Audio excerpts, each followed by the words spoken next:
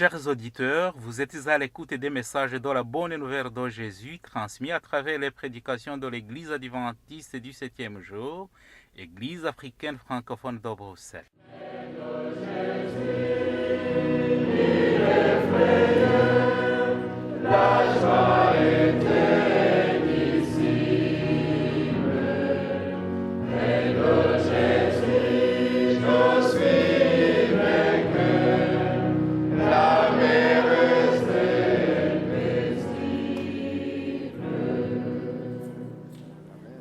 C'est ainsi qu'a commencé la bonne nouvelle de Jésus-Christ, le Fils de Dieu.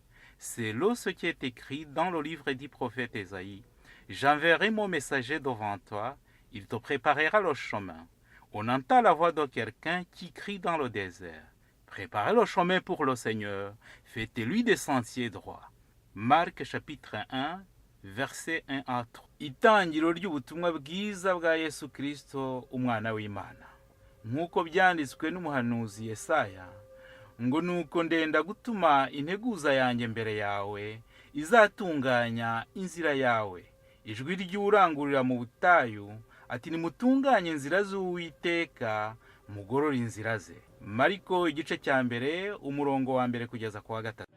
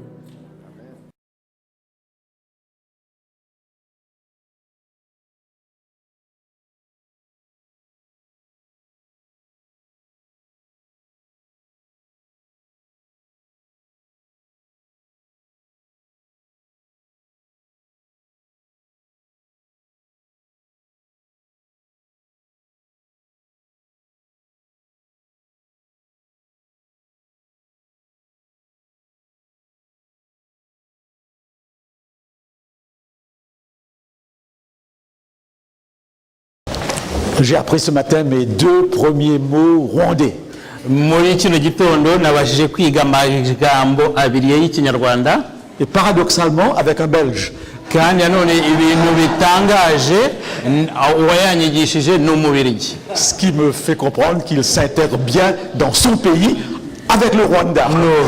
Iki bikaba byashatse gusobanura yuko Yves ari mu gihugu cy'u Rwanda hano mu Banyarwanda. Isabato Nziza. Isabato nziza.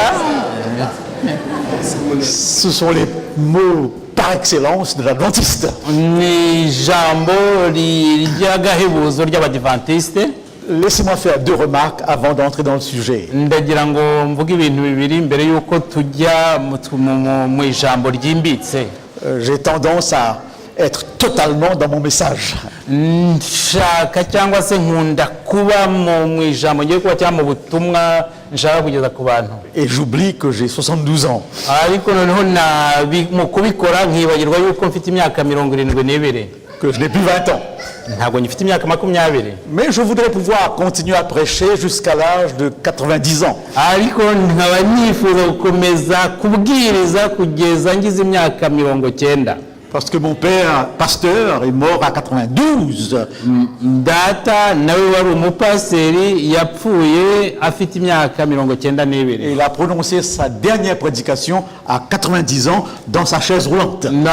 Igihe yarageze imyaka 90 nibwo yabwirije bwa nyuma, kandi icyo kibwirizwa yagitanze ari mu ntebe iriya bacungamwe abantu. Parfois à Paris on me demande quand est-ce que tu vas prendre ta retraite. Igihe rimwe na rimwe i Paris barambaza ngo ese nzajya mu kiruhuko cy'izabukuru ryari. Je suis déjà à la retraite.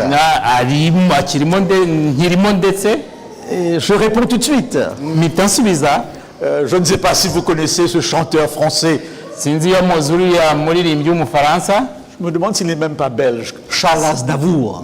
Charles Aznavour ndi no kwibaza iyo batari n'umubiri.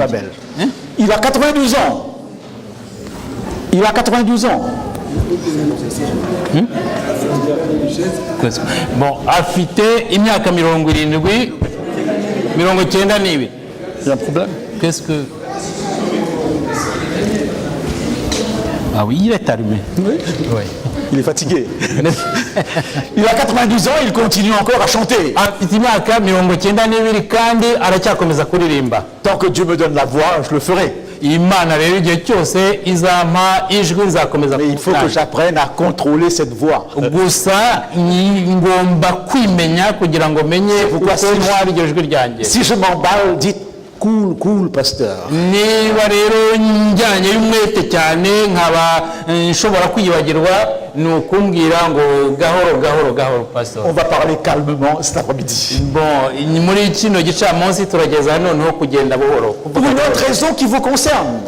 indi mpamvu ibareba mwebwe, Vous êtes en pleine digestion. murimo mu igifu gisya ibyo mumaze kurya, Et Dieu vous a créé d'une telle façon kandi Imana nuko yabaremye que tout le sang est concentré sur l'estomac. ku buryo amaraso yose ubona asa nkaho agenda mu gifu, Pas sur le cerveau. ntagume mu ntuza mu bwonko gusa. C'est pourquoi si vous avez envie de bailler, baillez. niyo mpamvu iyo tumaze kurya usanga dukeneye kwayura tugakomeza tukayura. C'est même pas la peine de dire Saint-Esprit, fais que je puisse me concentrer. nubwo rero ntabwo ari ngombwa yuko dusaba umwuka wera kugira ngo adufashe kugira ngo dutege amatwi dukurikire Parce ikibwiriza. que Dieu vous a fait d'une telle façon que c'est l'heure de la sieste maintenant. kubera ko Imana yabaremye gutyo. Mais comme on ne peut pas vous avoir si facilement, alors on remplit le sabbat de réunion jusqu'au coucher de soleil et même parfois après le coucher de soleil. niyo mpamvu ku isabato muteganyirizwa amateraniro menshi, ibigisho byinshi kugera nyuma ya saa sita, ndetse ugasanga binakomeza nyuma y'izuba Combien rirenze. d'adventistes m'ont dit à la fin du sabbat, pasteur, je suis fatigué, heureusement que demain c'est dimanche. abadivantisite benshi usanga bavuga ngo ku isabato ngo ndananiwe cyane, ngo ndishimiye yuko ejo nibura azaba ari ku cyumweru. Alors je me demande, c'est quand le jour du repos? noneho nkaba nibaza iyi munsi w'ikiruhuko ari ryari. Alors sentez-vous à l'aise. aha rero mwishyire mwizane. Si le sommeil vous prend, vous la fermez. nihagira ufatwa n'igitotsi agerageze kugifunga cyangwa Parce que vous êtes tellement près de moi que vous dites, ah là là, je ne pouvez pas dormir là. kukiburizamo ku buryo uravuga uti ndi imbere ndamwegereye ntabwo ndasinzira. Je vous remercie d'être si nombreux cet après-midi. Je vous remercie d'être si nombreux cet après-midi. nkaba mbashimiye kuba muteraniye hano muri benshi muri kino gicamunsi. J'espère que ce sera comme ça toute la semaine. nkaba nibwira yuko bizakomeza gutya icyumweru cyose, Et que vous viendrez avec un ami. kandi nkaba mbasaba gutumira inshuti. C'est une campagne d'évangélisation. ni amavuna. Alors entrons dans cette expérience. J'ai mis mon petit truc. Ah, il est là. Non, c'est pas ça. Ah oui, voilà. Entrons dans ce deuxième sujet, l'expérience de Dieu. reka tugere mu gice cya kabiri kirebana no kubana n'Imana. La métaphore biblique utilisée en grande partie pour cette expérience, c'est la métaphore de la marche. uko Bibiliya ibivuga ko ari ukugendana n'Imana. Le nombre de versets où il est dit que l'homme marche avec Dieu et que Dieu marche avec l'homme est impressionnant. dufite imirongo myinshi muri Bibiliya ivuga yuko umuntu agendana n'Imana kandi Imana ikagendana n'umuntu. L'exemple classique que nous offrons, que nous présentons, c'est Enoch qui marche avec Dieu 365 ans. urugero dufite kandi rwa kera ni urwa Enoki, aho batubwira ko yagendanye n'Imana imyaka 300. Une petite fille raconte cette expérience d'une manière admirable. umwana w'umukobwa avuga inkuru mu buryo butangaje bushimishije. Enoch marchait avec Dieu, marchait avec Dieu. avuga ati Enoki yagendanye n'Imana. Un jour, tout à coup, il s'est trouvé à la porte du ciel. hanyuma umunsi umwe gutya agiye kubonabona ari ku muryango w'ijuru. Alors Dieu lui a dit, Imana nibwo yamubwiraga, Enoch, puisque tu es là, entre. nibwo Imana yamubwiraga ngo Enoki kubera kuri hano injira. Marcher avec Dieu. kugendana n'Imana. Je m'adresse surtout dans mes conférences à un public que l'Église n'arrive pas du tout à attirer. nabivuga amenya yuko itorero ridashobora gukurura abantu. Un public que nous appelons sécularisé. Idakurura abantu navuga yuko bari mu gihe cy'amajyambere. Ne vous en faites pas d'illusions. Ntimwibeshye. La troisième génération des immigrés deviennent aussi sécularisés. Ntimwibeshye muvuga ngo nuko mwavuye ahandi ababakomokaho ku gisekuruza cya gatatu nabo usanga barabaye nk'abavukiye muri bino bihugu byateye imbere. C'est un public de blancs, n'abazungu, mais aussi composé des enfants d'immigrés de la troisième, quatrième génération. ariko abazungu bakaba bavanze n'abuzukuru n'abuzukuruza b'abanyamahanga baje gutura. Alors j'essaye de toucher ce public. ndagerageza kuvuga kuri abo bantu. C'est pourquoi dans mes conférences, j'espère ne pas vous choquer, niyo mpamvu mu biganiro nk'ibi nirinda kubabwira amagambo abaca intege. je ferai souvent allusion à ce que ce public regarde, nzagerageza kwibanda ku by'Imana à ce ibona, que ce public lit. ku byo Imana ireba. Et d'habitude, je pars de ce qu'il regarde et lit pour arriver à la Bible. ndavuga ku byo ireba kandi noneho Je pars de ce que ce public regarde et lit pour arriver finalement à la Bible. ndavuga ku byo abo bantu bari mu gihe cy'amajyambere ibyo babona n'ibyo basoma kugira ngo bagere ku ijambo ry'Imana. Je ne parle pas de la Bible, ils ne croient pas à la Bible. ntabwo mvuga Bibiliya kuko ntabwo bizera cyangwa ntabwo bemera Bibiliya. Le public belge et français est un des publics les plus analphabètes bibliquement aujourd'hui. ndagira ngo menyeshe ko abaturage b'Ababirigi, Ababirigi n'Abafaransa bari mu bantu ba mbere batigera basoma Bibiliya. La France et la Belgique n'ont pas voulu que dans la Constitution européenne, on fasse allusion aux racines chrétiennes. Ubufaransa n'Ububirigi nibwo bwatumye mu mategeko agenga ibihugu by'i Buraya hatajyamo amategeko asa yibanda cyangwa se ashinga imizi ku magambo ya Bibiliya. La bonne nouvelle, Inkuru nziza c'est que Dieu a permis que vous soyez ici pour parler de l'évangile à ce public-là. ni Imana yakoze ku buryo tuba hano kugira ngo tubashe kubwiriza abo bantu batigera basoma Bibiliya. Je m'efforce dans mes séminaires de sensibiliser mes amis immigrés comme moi pour évangéliser ce public-là. mu biganiro ngira cyangwa mu bibwiriza byanjye ngerageza gutsindagira mbwira abantu bavuye mu banyamahanga bari hano kugira ngo bagerageze kubwiriza ijambo ry'Imana abo bantu muri bihugu bya hano. Les missionnaires sont venus dans nos pays, voyez le résultat. abapastora ababwiriza baje mu bihugu byacu kubabwiriza ariko dore Nous uko bimeze. sommes dans leur pays. Est-ce que nous aurons le même résultat? turi mu bihugu byabo ariko ese umurimo dukora ungana cyangwa umusaruro wawo ungana n'uwo babo bagize? La différence est énorme. Itandukaniro ni rinini cyane. Ils sont venus et vous étiez déjà croyants. baraje kandi basanze mwari musanzwe mwizera. Vous venez ici, eux ne sont pas croyants. noneho mwe muzano mwajya mugasenga Alors il faut trouver le moyen. noneho ugomba gushaka uburyo. C'était une petite parenthèse. ariko aho ngaho hari nk'aho ari nk'akaganiro. C'est un film ni amashusho de Steven Spielberg. navuga ko ari sinema yakozwe n'uriya mugabo witwa Stéphane, qui a pour titre Sleep, celui qui dort. ikaba yitwa umuntu cyangwa se usinziriye. Alors dans ce film, muri uyu mukino à un certain moment, igihe kimwe Spielberg qui revient d'un long sommeil,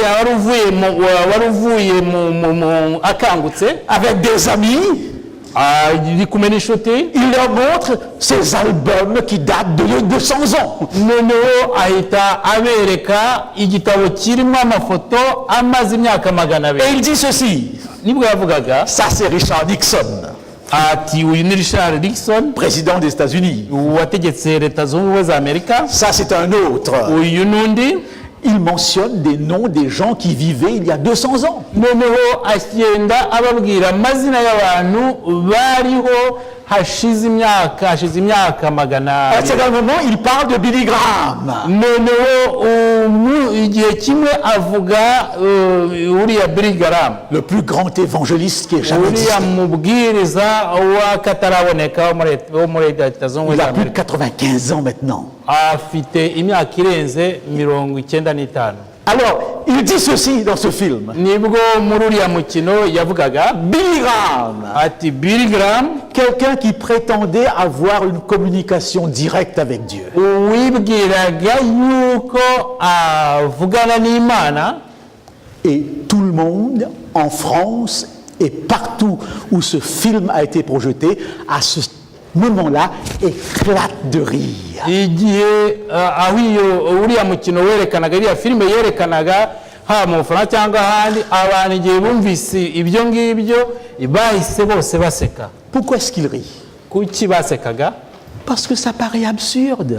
Kuko ibyo yavugaga ntabwo byumvikanaga, Ça n'a pas de sens. ntabwo byumvikanaga, wumvaga ndetse bidafite n'ishingiro. Dire que j'ai une expérience avec Dieu. Dire que j'ai une expérience avec Dieu. Dieu. Avec Dieu. Dire que j'ai une expérience avec Dieu. Kuvuga ko mbana n'Imana Ça n'a pas de sens. ntacyo bivuze. Vous ne l'avez jamais vu. Ntabwo nigeze nyibona. De quoi vous parlez? Uri kuvuga ibiki? Est-ce que nous pouvons comprendre que cette affirmation demande une explication? Ese murumva ko guhamya ibyo bisaba ubusobanuro? Je vois un couple que j'ai connu à Paris. Ndabona uriya muryango nahuriye nawo i Paris. Ils ont participé avec moi avec un culte qu'on appelle culte contemporain. Twasangiye cyangwa se twahuriye mu materaniro cyangwa iteraniro bitaga igiterane cyo mu bihe turimo, dont le but est d'atteindre ce public-là. kandi ayo materaniro yaragamije kugira ngo abwire bari abantu bo muri kino gihe cyo mu bihugu byateye imbere. J'ai une drôle d'église parfois.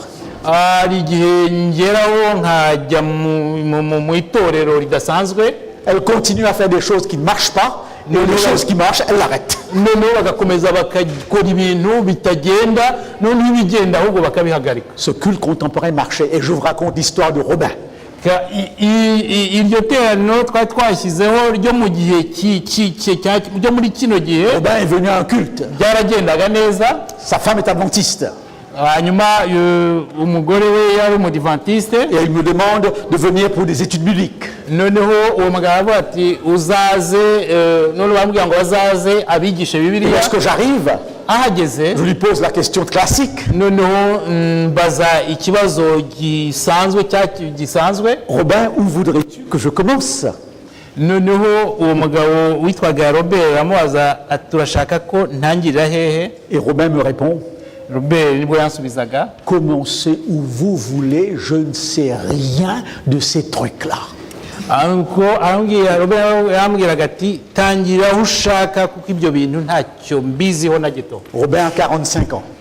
Robert yari afite imyaka Il 45. n'a jamais ouvert une Bible dans sa vie. Mu buzima bwe ntabwo yari yarigeze afungura Bibiliya. Il n'a jamais mis les pieds dans une église. Nta nubwo yari yarigeze akandagira mu rusengero. Alors je dis, mais où est-ce que tu voudrais que je commence? Noneho nibwo namubwiraga nti urashaka ko ntangirira he? Est-ce qu'il n'y a pas quelque chose qui pourrait t'intéresser? Ese nta kintu wumva naheraho cyagushimisha? Elle me dit, oui, oui, oui, oui. Nibwo yabwiraga ati yego. Je ne comprends pas. Ati ntabwo numva, ntabwo. Je vois ma femme à genoux devant son lit. Ati mbona umugore wanjye apfukamye imbere y'uburiri. Elle parle. Akavuga. Et je me demande à qui elle parle. Noneho nkibaza nti ari kubwira nde? Probablement vous n'arrivez pas à saisir cela. Ntabwo ibyo nabyumvaga mbyumva. Il me dit, je peux croire qu'il y a un principe divin. Nibwo yambwiraga ati nshobora kwemera ko yenda koko hari ikintu kidasanzwe cyera cyangwa se Écoutez, cy'Imana. soyons réalistes. Ariko rero tuvugishe ukuri.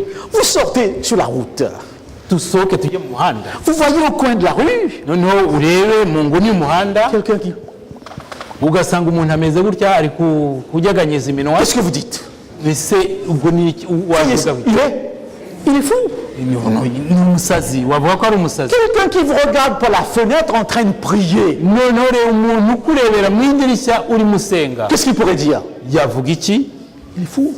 Yavuga ati uriya Paul muntu dit bien, nous sommes les fous de Dieu. ariko twashaka turi abasazi n'Imana. Passer une journée dans l'église assis pour quelqu'un de sécularisé, mais c'est la folie. Kuza ukirirwa hano mu rusengero ku muntu hano uvuga ngo ari mu majyambere wo hanze yumva ko ari ubusazi. Eh bien oui, Nibyo l'expérience de Dieu pour ces gens-là kubana provoque le n'Imana rire. kubana n'Imana bituma Le rire, c'est sécularisé.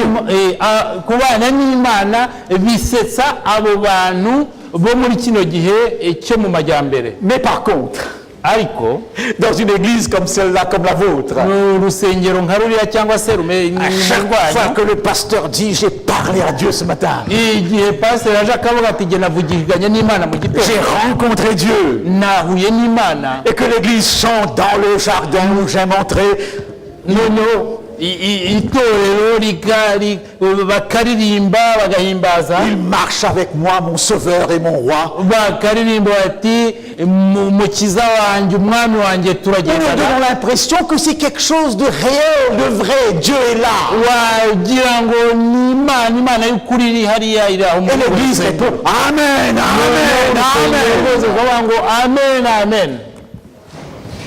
Chers frères et sœurs, Bavandimwe, est-ce que c'est vrai tout ça? ibyo byose ni ukuri? Question capitale. Ni ikibazo cy'ingenzi Et je me la pose. kandi turakibazwa, Parce que toute ma vie, j'ai cru à ça. Et je le crois encore. kandi mu buzima bwanjye bwose ibyo narabyizeye. Je veux vous faire comprendre que cette expérience a une dimension extraordinaire. Nagira ngo babwire ko ubwo buzima bwo kuba mu bintu nk'ibyo bufite ntabwo naburondora, Tous ntiburondora. les aspects de cette expérience est extraordinaire. Uko ubwo buzima uko buteye ntibusanzwe. Qu'appelle-t-on aux justes expériences spirituelles? Twavuga iki ku buzima bwa gikristo? De quelle expérience parle-t-on? Ni ubuhe buzima hano bari kutubwira? À quelle réalité cette expérience, eh bien, nous renvoie-t-elle? Uburiya buzima butwerekeza hehe? Ça vous concerne, ça me concerne. Birabareba. Parce que je crois que même nos amis visiteurs ici, eh bien, ont la foi dans cette expérience. Kandi nkaba nibwira ko n'abashyitsi bari kumwe natwe bizera buriya buzima bwa Vous gikristo. connaissez bien ce verset. Uriya murongo La vie éternelle, c'est qu'ils te connaissent. uvuga ngo ubuzima buhoraho ni uko bakumenya. Et vous avez entendu plus d'un sermon là-dessus, je pense. Kandi ndibwira yuko mwumvise ibibwirizwa byinshi kuri uyu murongo. Connaître, c'est entrer dans l'intimité d'eux. Kumenya ni kwinjira mu kintu ukakinjiramo rwose. Un mot dans la Bible qui qualifie la relation la plus intime entre un homme et une femme. Bikaba muri Bibiliya bishaka no kuvuga umubano uri hagati y'umugore Dans n'umugabo. la relation du couple, ce mot signifie « je t'appartiens, tu m'appartiens, nous sommes un ». Noneho mu buzima bw'abashakanye bikaba bishaka gusobanura ngo uri uwanjye ndi uwawe turi umwe. Et Dieu emploie cette expression pour parler de l'expérience. Imana ikaba ikoresha ayo magambo kandi ishaka gusobanura ubwo buzima Et le bw'Imana livre nayo. d'Osée, justement, exprime cela. Igitabo cya Hoseya irasobanura. Alors vous comprenez pourquoi Paul nous dit Ni murumva impamvu Pawulo atubwira examinez-vous vous-même pour savoir si vous êtes dans la foi. mwisuzume ubwanyu mureyo mu kwizera. Éprouvez-vous. Mwisuzume Que chacun mwigenzure examine son œuvre propre. kandi buri wese arebe igikorwa cye. Sondons, recherche-nous et sonde-nous, dit David. dushake cyangwa se turiho cyangwa se turakora. Notez cela maintenant. Notez cela. Mu byandike, La connaissance que j'ai de Dieu est une connaissance déductive. Imana, uburyo nzi Imana ni uburyo buva kuri biriya. À partir de quelque chose, je déduis que Dieu existe. Kuva ku kintu nahera kuri icyo kintu ngahamya yuko Imana iriho. Et la première chose qui a donné à l'humanité le sentiment de l'existence de Dieu, c'est la nature. Kandi ikintu cya mbere cyabwiye abantu yuko cyamenyeje abantu ko Imana iriho ni ibiyaremye. Les cieux racontent la gloire de Dieu. Ijuru risobanura icyubahiro cy'Imana. Je crois que la religion a débuté avec ce sentiment qu'il y a quelque chose d'autre et la nature est venue confirmer ce sentiment. Ndibwira ko iyobokamana ryahereye kuri icyo kintu, noneho kandi ibiremwa biza bigitsindagira. Alors, connaissance déductive. Je déduis que. Kumenya kuvuye ku kintu, mpereye ku kintu ndavuga ko. Même ma compréhension de Dieu appartient de la Bible. No kumenya Imana cyangwa no kumva Imana mpereye kuri Bibiliya. Et déductive. Nabyo ni ikintu kigifite aho gihereye. Nous prenons la Bible et nous dégageons quoi? Des leçons. Ni ukuvuga ko iyo dufashe Bibiliya tukayisoma dukuramo amasomo. Tout le monde peut le faire. Buri wese arabikora. Avec un degré de formation. Ariko bigaterwa n'uburyo ajijutsemo. Je ne vais pas vous choquer en disant que même la connaissance de Dieu que j'ai aujourd'hui au travers de Jésus-Christ, que je n'ai jamais vue, est une connaissance déductive. Nababwira ndetse yenda n'abaciye intege yuko n'uburyo nzimo Yesu ubihereye Yesu ntigeze mbona, muzi kubera ko hari aho byahereye. Je ne peux pas dire comme Saint Jean ce que j'ai vu, ce que j'ai touché. Je ne peux pas. Ntabwo nshobora kuvuga nk'uriya bita umutagatifu Yohana avuga ko ngo ibyo nabonye, ibyo nakozeho ndabizi. Parfois nous faisons ces applications. Hari igihe dufata ibintu nk'ibyo cyangwa inyito nk'izo noneho tukazikoresha qui manque de recul. Noneho kandi tukazikoresha tutabaje kuzumva neza ngo twumve naho zavuye. Seigneur, montre-nous le Père et cela nous suffit. Jésus lui dit, il y a si longtemps que je suis avec vous et tu ne m'as pas connu. Celui qui m'a vu a vu le Père. Hariya avuga Filipo amubwira ati twiyereke, urabona ati igihe cyose nabanye namwe ntiwigeze umenya, uwambonye aba yabonye data. Faisons les mots. Amagambo. Jésus est avec eux pendant 3 ans. Yesu yari kumwe na ziriya ntumwa bamaranye imyaka 3. Et Philippe dit, je ne te connais pas. Filipo aravuga ati ntabwo nkuzi. Comment? Wabisobanura ute? Et Jésus dit, depuis si longtemps Philippe, alors qu'il est là avec eux. Yesu aravuga ati igihe cyose twabanye Filipo. Vous ne pouvez pas dire ça comme Philippe parce qu'il n'est même pas là avec nous. Mais ntabwo mwavuga nka Filipo kuko Yesu ntabwo ari kumwe natwe. Il est là en esprit, disons-nous. Ariho mu bitekerezo byacu. Mais la réalité, ariko mukuri, j'essaie de vous bousculer et de vous emmener une réflexion profonde, si possible. Ndagira ngo mbajyane mu bitekerezo byimbitse niba bishoboka. Eh bien oui, comment connaissons-nous Jésus-Christ? Nibyo tuzi Yesu gute? Personne ne l'a vu. Personne n'a vu Dieu. Nous partons de l'expérience des apôtres. Qui est maintenant dans ce livre appelé l'Évangile.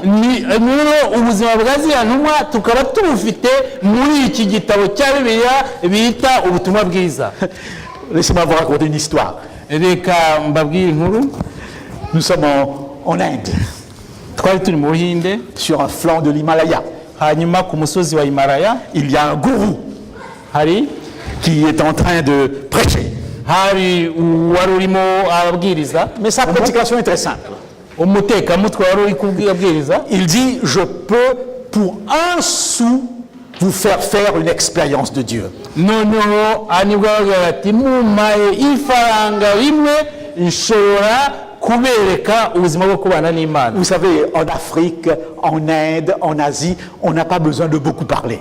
muzi yuko muri Afurika, muri Aziya, mu Buhinde kuvuga ibintu nk'ibyo ntibisaba kuvuga amagambo menshi cyangwa se kuvuga byinshi. Parfois, on fait un geste, rimwe na rimwe hari igihe umuntu wakora akantu gato on raconte une histoire. noneho ukabara inkuru, On n'a même pas besoin de commenter l'histoire. noneho ntunakeneye no gusobanura iyo nkuru. Combien de fois je me suis marré dans les comités au Cameroun? noneho Combien de fois je me suis marré dans les comités au Cameroun? ari mu ntuza mu nama muri Kameruni yarasekaga, Comité de fédération, comité d'union. haba mu nama ya firidi haba mu nama ya unioni. Gros problème. Ikibazo On discute pendant longtemps. ugasanga abantu barajya impaka igihe Et voilà kirekire. qu'un Africain se lève. noneho umunyafurika agahaguruka Un vieux, un sage. ugasanga umuntu ushaje rwose bemera, Et il raconte une histoire. noneho inararibonye aratangira akavuga inkuru Il s'assoit. akongera akicara, Tout le monde est là. noneho buri wese ari hariya aramureba, Les Africains font un sourire.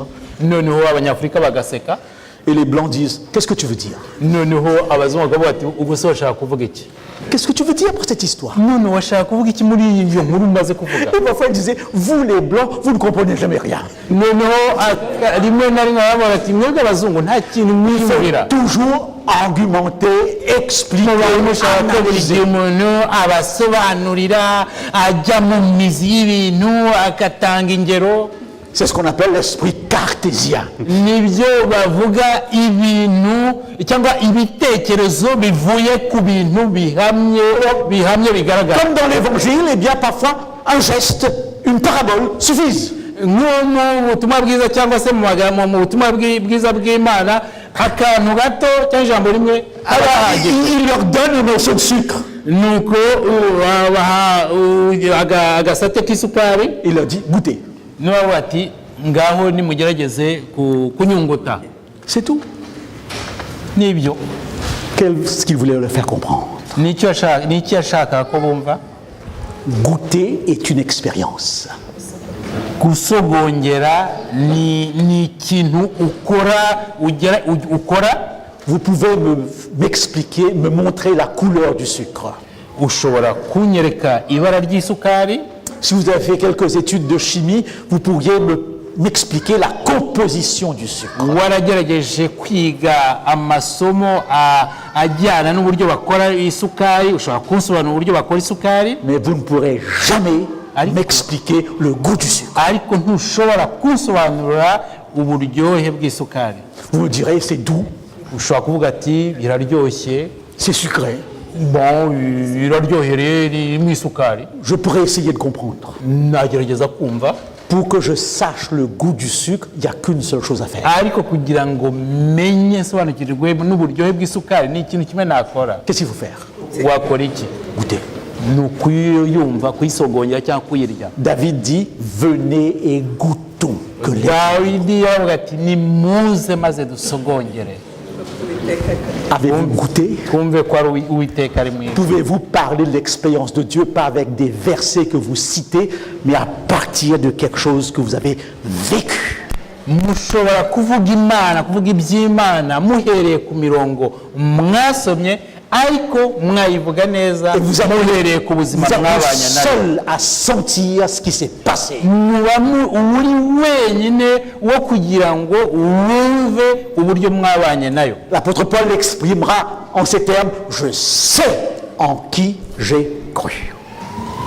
Pawulo abisobanura neza avuga ati nzi uwo nizeye. Essayons de montrer les étapes de cette expérience. reka tugerageze kwerekana intambwe ziri muri ubwo buzima. 5 étapes. intambwe eshanu, Et vous pourrez savoir à quelle étape vous êtes. noneho muri izo ntambwe eshanu uramenya aho uherereye. Première étape, intambwe ya mbere c'est une longue histoire. ni inkuru ndende précédée par une préhistoire. ibanjirijwe n'ibyabanjirije iyo nkuru, Parce que comme le dit l'apôtre Paul, la foi vient ce qu'on entend. kuko nk'uko Pawulo abivuga, kwizera kuva ku byo umuntu Et ce yumva, qu'on entend vient de la parole de Christ. ndetse wumva Imana mu ijambo rya Kristo. Mon histoire a commencé par une préhistoire. Amateka yanjye yabanjirijwe n'ibyambanjirije. J'ai reçu la parole au travers de mes parents. Nabwiwe ijambo ry'Imana ndibwiwe n'ababyeyi banjye. Lorsque je vais franchir l'étape, j'ai déjà une préparation avant. Ni ukuvuga ko igihe nageze mu ntambwe nanjye yo kuryisomera, nahereye ku byo nari Et je suis convaincu que la plupart d'entre vous, on va se poser la question, qui sont ceux qui étaient déjà adventistes par éducation avant de prendre le baptême? Levez la main. abantu baba abadivantisite mbere y'uko babatizwa, nimushyire agatoki hejuru. Ça m'étonne qu'il n'y a que ça. Je repose ma question. Nongeye kubaza ikibazo cyanjye. Ceux qui sont nés dans une famille adventiste, levez la main. Abavukiye mu muryango w'abadivantisite, mushyire akaboko hejuru. Donc il y a eu une préhistoire. Ni ukuvuga ko mufite ibyabanjirije amateka yanyu yo kubana ubuzima bwanyu Deuxième na question Kristo. pour ceux qui n'ont pas levé la main. Ikibazo cya kabiri ku batigeze bazamura Qui sont akaboko. ceux qui étaient catholiques, évangéliques, charismatiques, témoins de Jéhovah avant de devenir adventistes? Ni bande babanje mu yandi madini mbere y'uko baba abadivantisite? Donc il y a eu une préhistoire. Ni ukuvuga ko mbere y'umubano wanyu na Kristo mu badivantisite hari ibyawubanjirije. Troisième question, et là je suis sûr que je n'aurai pas beaucoup de réponses. Ikibazo cya gatatu, Surtout lorsque je suis avec un public des îles, un public africain. cyane iyo ndi kumwe n'abantu bakomoka muri biriya birwa Qui sont ceux n'abanyafurika. parmi vous qui sont devenus chrétiens alors qu'ils étaient totalement athées? Ni bande babaye abakristo bavuye mu buzima bwabo bundi bwa gipagane bwimbitse? J'aurais aimé qu'on en discute un petit peu après. Ati, Parce que cyangwa je cherche justement à comprendre l'expérience de Dieu. ndashaka kumenya cyangwa kumva iby'ubuzima À bw'Imana partir de ceux qui ont une préhistoire. mpereye ku bafite amateka abanziriza ubuzima bwabo bwa Et à Kristo. partir de ceux qui n'ont même pas une préhistoire religieuse. noneho n'abandi badafite ibyabajyanye cyangwa se ibyabayoboye Nous sommes en Belgique ubuzima bwa où nous avons Kristo. toute une génération de Belges qui n'ont aucune préhistoire biblique. Dufite abantu hano mu Bubiligi bafite imyaka myinshi kuba bavuka, ndetse nabo bakomokaho batigeze bamenya Imana. Deuxième aspect, Intambwe ya kabiri, c'est une histoire, une expérience marquée par une décision personnelle. ni ubuzima bwa Kristo burangwa no kuba warabanye nawe bwawe ku giti cyawe bwite. Un jour vient Umunsi uraza uragera, où à l'église on lance un appel. noneho mu rusengero barihanisha. J'ai 15 ans Nari mfite imyaka 15 et je me lève. hanyuma ngahaguruka.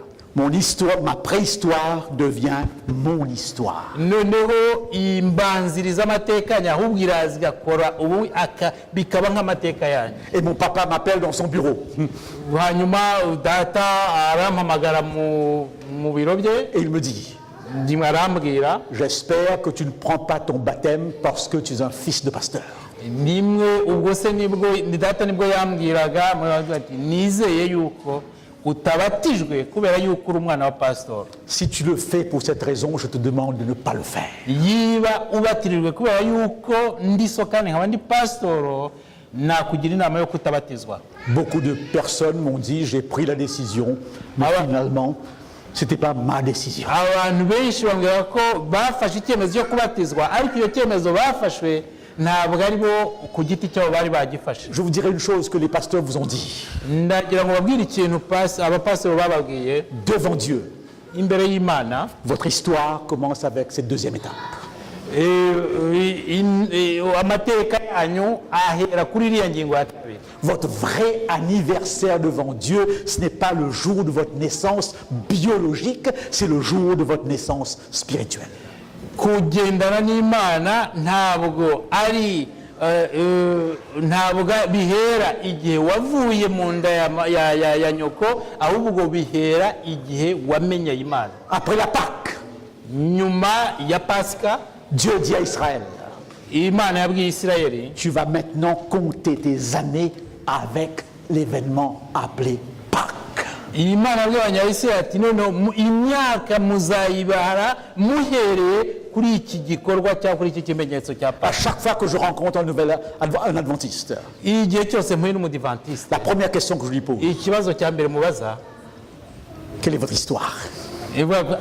ubuzima bwawe ni ubuhe cyangwa amateka yawe ni ayahe? Je sais que Édouard n'a pas grandi adventiste, on s'est rencontrés et tout de suite je lui pose la question, comment es-tu devenu adventiste?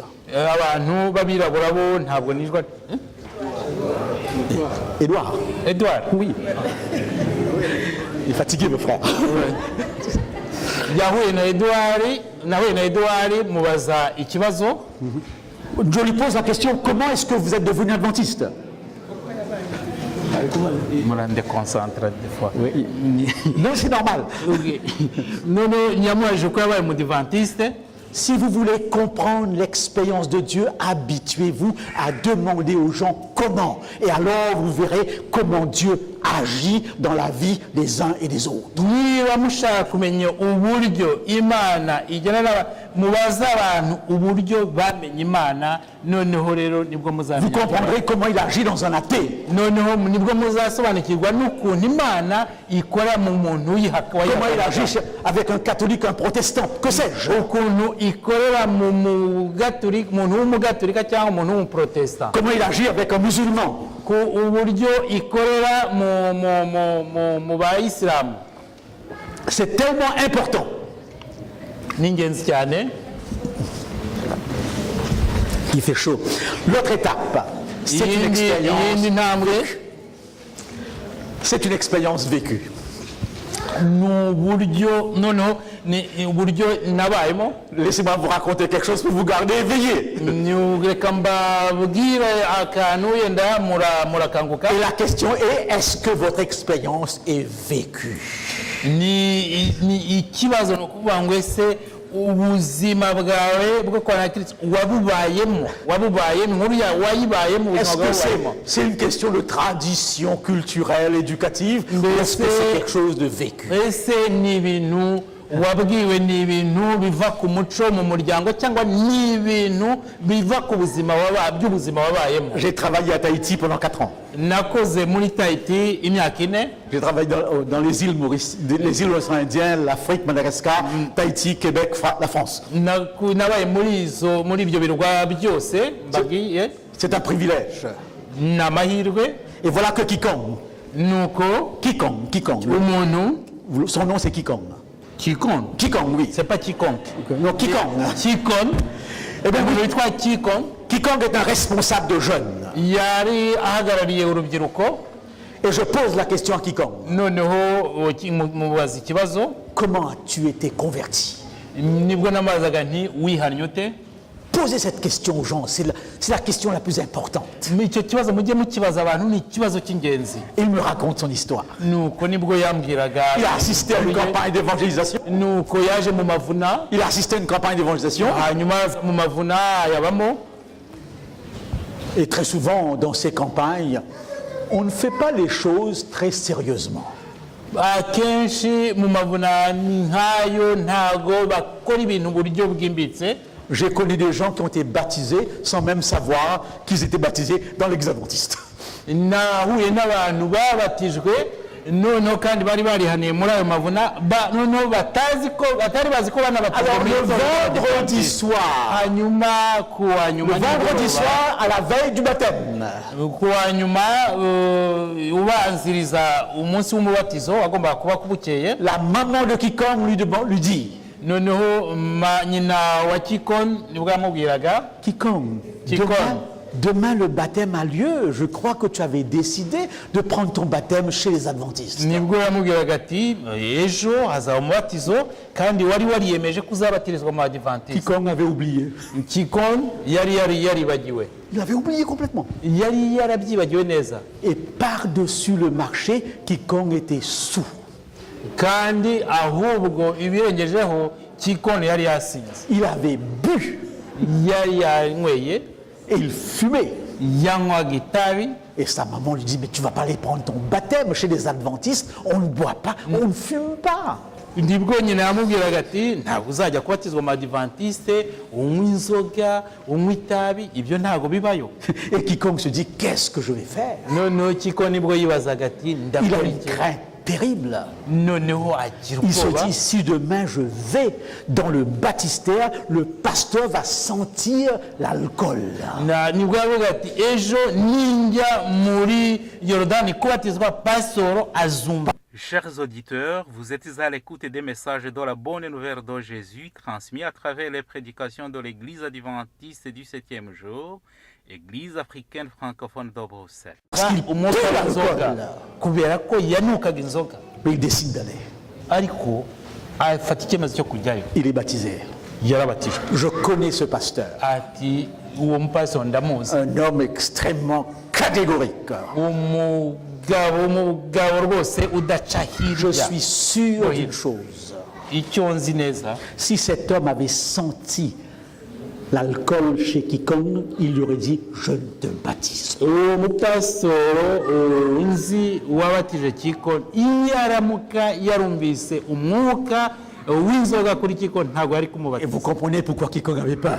murumva impamvu Kiko yari afite ubwoba. Mais je crois, Ariko ndakeka comme c'était le cas pour Daniel, où Dieu avait fermé la gueule des lions, Dieu a bouché le nez du pasteur. nk'uko Imana yafunze iminwa y'intare kugira ngo zitarya Daniyeli, Imana yafunze amazuru ya pasitoro kugira ngo atumve umwuka w'inzoga wa Kiko. Et quiconque était baptisé. Kiko yarabatijwe. J'ai posé à quiconque la question suivante. Nabajije ikibazo Kiko, Et c'est ça qui est important. kandi cyo nicyo cy'ingenzi. Est-ce que tu as repris la cigarette et l'alcool après ce baptême? Naramubajije ntese nyuma yo kubatizwa wongeye kunywa inzoga cyangwa kunywa itabi. Et sa réponse a été claire. Igisubizo cye ntabwo cyari giciye hirya.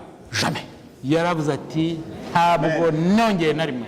Beaucoup de psychologues me diraient, c'est pas possible. Abantu bazobereye mu kwiga imitekerereze n'imibereho y'abantu bashaka kuvuga ngo ibyo Un ni buveur, un fumeur invétéré entre dans un bassin d'eau, il ressort libéré. bavuga bati ni gute umuntu w'umusinzi, umuntu unywa itabi ashobora kwinjira mu mazi yagasohokamo atakinywa itabi, atakinywa inzoga. C'est une expérience vécue. Biriya ni iby'ubuzima, ni ibyo nabonye nahagazeho. Pouvez-vous rendre un témoignage pareil? Namwe mushobora gutanga ubuhamya nk'ubwo? Si vous ne pouvez pas le faire, Niba votre udashobora gutanga connaissance de ubuhamya Dieu nk'ubwo, est encore déductive par niba une udashobora connaissance. gutanga ubuhamya nk'ubwo, ni ukuvuga ko uburyo uzi Imana ni uburyo buhereye ku kintu runaka. Vous avez, on continue? C'est une expérience complexe. Noneho ubundi ni uburyo budasobanutse neza, Vous allez comprendre tout de suite. ariko murabyumva. L'être humain est complexe.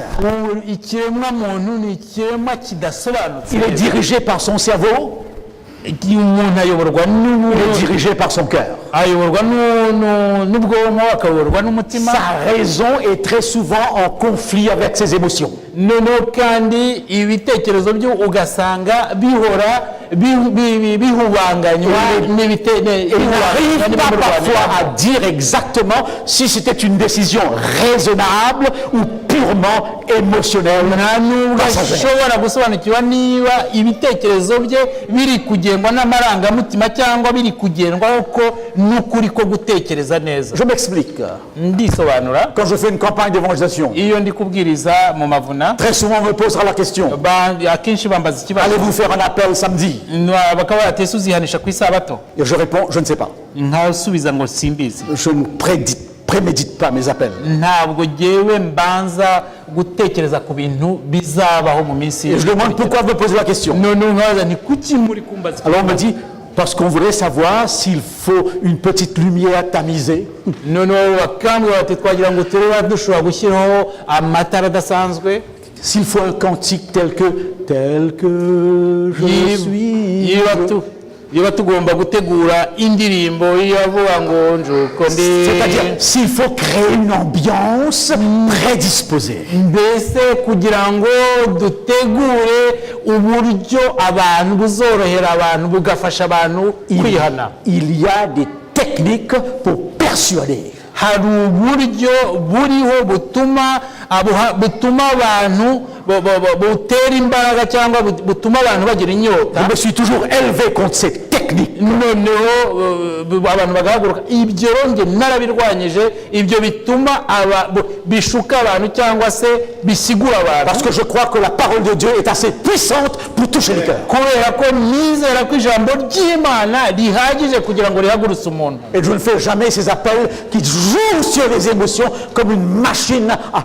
nge ntabwo nemera kuriya kwihanisha ukora ku bantu usa nk'ubagaragura ucuye hirya no hino kugira ngo babashe. Quand j'étais jeune avec mes copains, igihe nari umusore ndi kumwe on avait des prédicateurs qui parlaient comme ça. twari dufite ababwiriza bavuga Alors on gutyo, dit, qu'est-ce qu'on se lève, noneho tukabwira nahise tuhaguruke on ne sait pas trop quoi faire. cyangwa uretse tube turetse. Et à la fin, il y en a un qui se lève. noneho nyuma yaho umwe yahaguruka n'abandi bagahaguruka bakamukurikira. C'est une expérience complexe. iriya ni uburyo budasobanutse neza. On peut créer une ambiance spirituelle dans cette salle. hano muri kino cyumba turi ushobora gukora ku buryo bunyuranye cyangwa se budasobanutse bwo kwihana cyangwa se ko kubwiriza, Avec des effets spéciaux. noneho ukajya uvuga ibintu bidasanzwe, Vous pouvez avoir tout à coup l'impression d'être déjà au ciel. noneho ukabwiriza ku buryo abantu bibwira yuko bageze mu ijuru, Et ça passe. ariko ibyo bigahita. Beau. Si plus de 60% des gens quittent l'église après 3 mois seulement après une campagne, c'est que la décision est restée à un niveau superficiel. niba abantu bihannye mu mavuna bakabatizwa nyuma y'amezi 3 gusa bagasohoka mu itorero, ni ukuvuga ko baba barihannye bakabatizwa batazi ibyo bari Ou alors, comme c'était le cas au temps du Christ, on s'est converti pour du pain et des poissons. nk'igihe cya Yesu, igihe abantu bihanaga kubera ko bagaburiwe amafi n'imigati. C'est une expérience spontanée. noneho hakaza na bwa buryo Je n'ai pas trouvé dans les églises adventistes une telle expérience. buziraho, ariko ibi sinigeze mbibona mu badivantiste. Les 3 personnages qui sont sur l'écran ne sont pas des adventistes. bariya abantu batatu mubona hariya ku bishushanyo ntabwo ari abadivantiste, Parce que je ne crois pas que seuls les adventistes font cette expérience. kuko ntabwo nzi neza yuko abadivantiste bonyine bakora biriya. Ça, c'est le grand Pascal, uriya ni Pascal converti en une nuit. wihannye mu ijoro rimwe. Une nuit. mu ijoro rimwe. Un des plus grands mathématiciens qui ait jamais existé. uriya yari umuhanga mu mibare, Un homme de science raisonnable, logique. yari umuhanga mu mibare ubona ibintu cyangwa akagendera ku bintu bifatika. Il parle de sa nuit de feu. Il parle de sa nuit de feu. avuga ijoro rye ry'umuriro, Oui, c'est écrié. aho yatakambye yatatse. Dieu, non des philosophes, nuko nibwo avuga ngo Imana, non des savants, twebwe turabahanga, Dieu de Jésus-Christ. Dieu de Jésus-Christ. Imana ya Yesu Kristo. Il a été converti. nibwo yahitaga muri iryo joro yihana. Ça peut être spontané. bishobora kuza mu buryo butunguranye. Le deuxième n'est pas un adventiste, c'est un catholique. uyu nguyu ntabwo ari umudivantiste, ni umukatolika. André Frossard. André Fossard, le journaliste attitré du pape Jean-Paul II. uyu yari umunyamakuru w'akataraboneka wa papa, athée jusqu'au bout des ongles. yari umuhakanamana ku buryo bwimbitse, ku buryo wavuga ngo bigera mbese no mu mitsi ye, no mu mitsi yari umuhakanamana. Comment peut l'être en France? ni nk'uko umuntu yaba umuhakanamana mu Bufaransa. Il entre un jour dans une église. rimwe yinjira mu rusengero, Quelque chose se passe là. hanyuma ikintu kiraba, Je ne sais pas ce que c'est. sinzi icyo ari cyo. Il sort arasohoka chrétien. avamo ari umukirisitu. Il a écrit un livre, Dieu existe, je l'ai rencontré. yanditse igitabo kivuga ngo imana iriho kandi nahuye nayo. Extraordinaire. ni ibintu bidasanzwe. Le troisième est un auteur très connu actuellement. Ses livres sont parmi les livres les plus vendus, Eric Emmanuel Smith. uriya Eric Emmanuel Smith ni umwanditsi uzwi cyane, yanditse ibitabo byinshi kandi bisomwa n'abantu benshi. Dans son livre La Nuit de Feu, muri kiriya gitabo cyitse ijoro ry'umuriro, il raconte l'histoire suivante. yavuzemo inkuru. Il est dans le désert du Maghreb hanyuma yari hariya mu butayu bwo muri Afurika y'Amajyaruguru pour tourner un film sur Charles de Foucault. no yari yagiye gukora filime. Lorsque tout à coup il est perdu, noneho bugezeho aratakara. il a quitté le groupe sans se rendre compte. noneho abo bari bari kumwe aza gutatana nabo atabimenye. Mais attention, twitonde, lorsqu'on se perd dans ce désert, c'est la mort assurée. iyo umuntu atakaye muri buriya butayu byanze bikunze Il n'a arapfa. qu'une toute petite bouteille d'eau avec lui. hari igihe yatakaraga yari afite agacupa gatoya karimo amazi. C'est après 25 ans qu'il raconte cette histoire dans ce livre. ibyo yabyanditse nyuma y'imyaka 25 bibaye muri kiriya gitabo cye. D'une manière générale, en France, les écrivains n'osent pas parler de leur foi. mu Bufaransa abanditsi ntabwo bashaka cyangwa batinyuka kwandika uburyo bize imyizerere yabo. Voilà ce qu'il raconte. nibwo yavugaga uriya mugabo. Dans ce désert, muri buriya butayu il est épris d'un sentiment de paix, yari yagezeho yumva afite amahoro, de calme. yumva atuje, Il ne comprend pas. ntiyabyumva. Il aurait dû avoir peur, aho kugira ubwoba mais c'est le contraire. ahubwo yagize amahoro. Et avec ce sentiment, le lendemain matin, lorsqu'il se lève, noneho mu gitondo bukeye il marche aragenda en essayant de se repérer. agerageza kwishakashaka aho ari cyangwa aho yanyura Mais kugira ce qui ngo asohoke. l'impressionne, ikintu c'est cyamutangaje ce sentiment de paix, nicyo kintu n'ayo mahoro yumvise mu où il n'a mutima, même pas peur de la mort. aho ku buryo atari afite n'ubwoba bwo gupfa. Et c'était pour lui suffisant pour croire que Dieu existe. biriya byari bihagije kuri we kugira ngo yemere ko Imana iriho. Cette expérience, vous avez dans la Bible. inkuru nk'iriya cyangwa ubuzima nka buriya turabufite muri Expliquez-moi Bibiliya. comment ce bandit sur la croix a-t-il vu dans ce Jésus sanguinolent, comment est-ce qu'il a vu dans ce visage du Christ meurtri son sauveur? ni gute uriya mujura wari ku musaraba hamwe na Kristo igihe harimo ava amaraso yabonye arashishoza akabona Kristo bari begeranye akabona ko ari Au point de dire, souviens-toi de moi lorsque tu kugeza viens. amubwira ati uzanyibuke nugera mu bwami bwawe. Conversion immédiate. yahise yihana. Paulo, sur le chemin de Damas, ajya i Damasi il est là en train de partir pour tuer les chrétiens. yagendaga ashaka ari mu nzira yo kujya guhohotera abakirisitu. Lorsqu'il entend une voix, nibwo yumvaga ijwi, pourquoi me persécutes-tu? kuki urimo untoteza. Alors qu'il croit que le Christ est mort et enterré.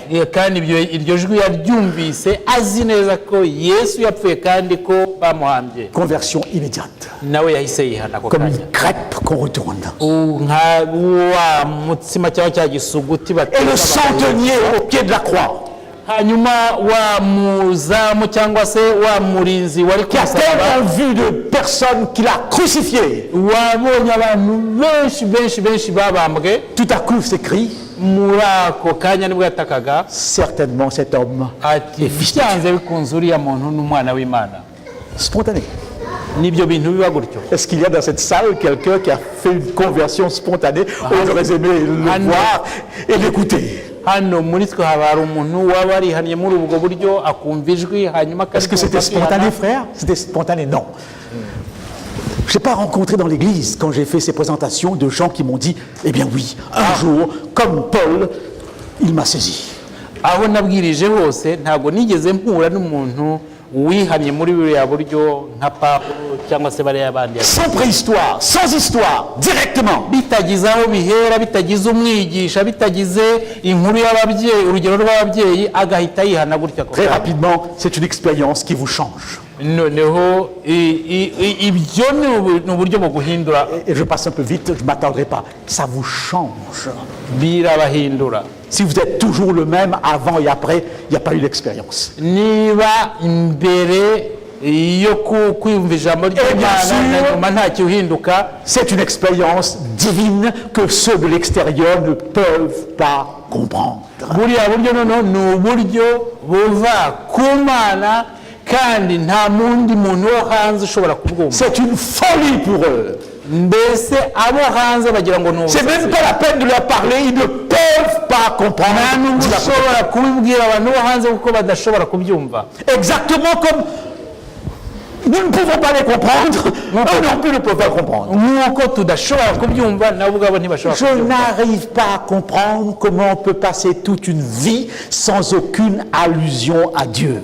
ntabwo numva ukuntu umuntu ashobora kuba ubuzima bwe bwose atavuze cyangwa se atishingikirije ku Je Mana. n'arrive même pas à comprendre comment je passerai 24 heures sans aucunement penser une seule fois à Dieu. nta nubwo numva ukuntu umuntu ashobora kumara amasaha 28 atigeze atekereza ku Et vous êtes Mana. entouré ici en Belgique par des gens qui vivent comme ça. hano mu Bubiligi tuzengurutswe n'abantu babaho muri ubwo buryo. Et dites-vous bien que s'ils se convertissent, c'est pas vous, c'est l'Esprit de Dieu. abo bantu bameze gutyo rero igihe bazabihannye ntimukagire ngo ni mwebwe biteye ahubwo n'Imana bizabivuye ku Pourquoi Mana. faut-il s'interroger? ni kubera iki tugomba kwibaza ibibazo? Parce qu'il y a une mise en garde de Jésus qui vous dit, ce ne sont pas ceux qui me disent Seigneur, Seigneur, j'ai fait des miracles en ton nom, j'ai prêché en ton nom. Je leur dirai, je ne vous ai jamais connu. kubera ko Yesu atwiyama akavuga ati nta waravuga ngo Yesu bazajya mu ijuru, ati kuko icyo gihe nzababwira ngo sinigeze Frère mbamenya. X est un ancien de mon église. umuntu ndashatse kuvuga izina witwa X ni umukuru w'itorero Depuis 20 ans, frère X est ancien. uwo mukuru w'itorero amaze imyaka 20 Un umukuru ancien w'itorero, respectable et respecté. umukuru w'itorero wubahwa. Vous en connaissez, des anciens comme ça. murabazi abakuru b'itorero bameze gutyo. Un jour, on ouvre le journal de Montréal. hanyuma umunsi umwe bafungura ikinyamakuru cyo Et là, on cyitwa apprend Montréal. que frère X a eu une loterie. hanyuma noneho bagiye bumva ko uwo mukuru w'itorero barebye mu kinyamakuru babona yatomboye. En principe, chez les adventistes, on ne prend pas de loterie. Je dis en principe. mu buryo busanzwe nta mudivantisi ujya mu matombora nkawe cyangwa se mu gusheta nk'uko. Bien sûr, la nouvelle se répand.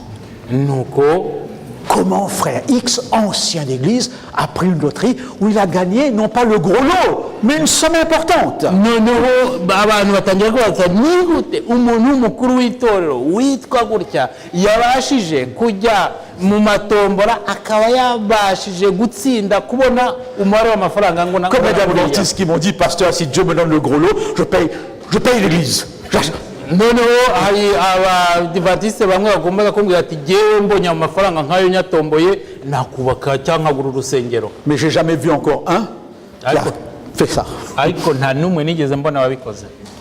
Le pire, l'extraordinaire, ibibi noneho bikabije bidasanzwe, cet ancien d'église, si uriya mukuru fidèle, uriya mukuru w'itorero wahoraga mu itorero wahoraga mu rusengero 6 mois après, amezi 6 nyuma yo gutombora a quitté l'église yavuye mu rusengero yavuye mu itorero et s'est divorcé.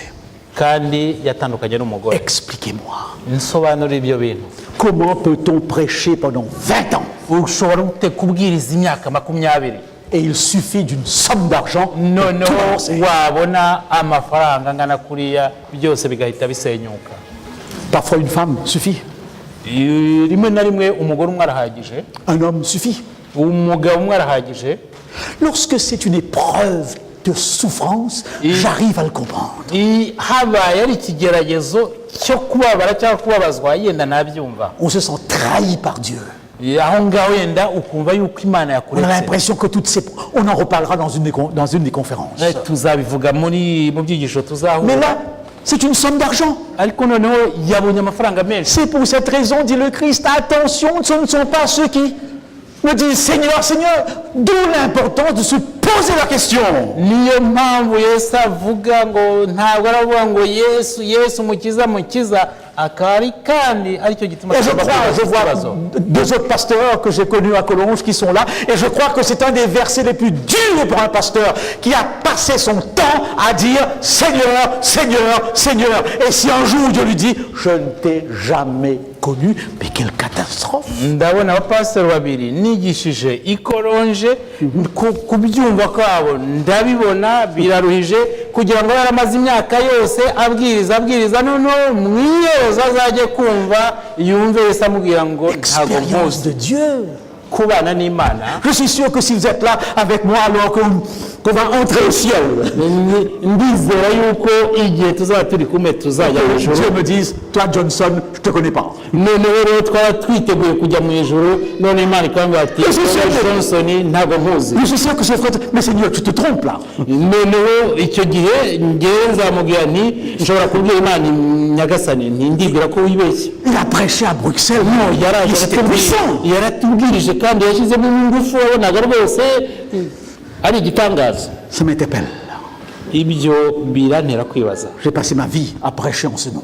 nabaza ubuzima bwanjye bwose ndi kwigisha ndi kubwiriza mu izina Et j'ai rye. des collègues qui ont passé leur vie à prêcher en ce nom. mfite bagenzi banjye bamaze ubuzima bwabo bose babwiriza mu izina Qui rye, aujourd'hui ont tout balancé. ariko muri uyu munsi byose babishingutsemo barabiretse. J'essaye de comprendre. ngerageza kubyumva Et je n'arrive pas à comprendre. ariko ntabwo mbishobora.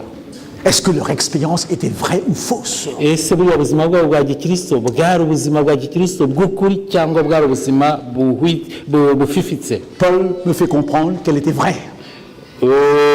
Pawulo atubwira icy'ukuri, Mais il y a eu un moment d'apostasie, de naufrage spirituel. nuko atubwira yuko habayeho igihe cy'uko abantu bava mu by'Imana De reniement. noneho bagahakana Imana. Je n'essaye pas d'aller plus loin que ça. sinshaka kujya kure cyane kurenga hano, D'où l'importance akaba ariyo mpamvu de s'examiner.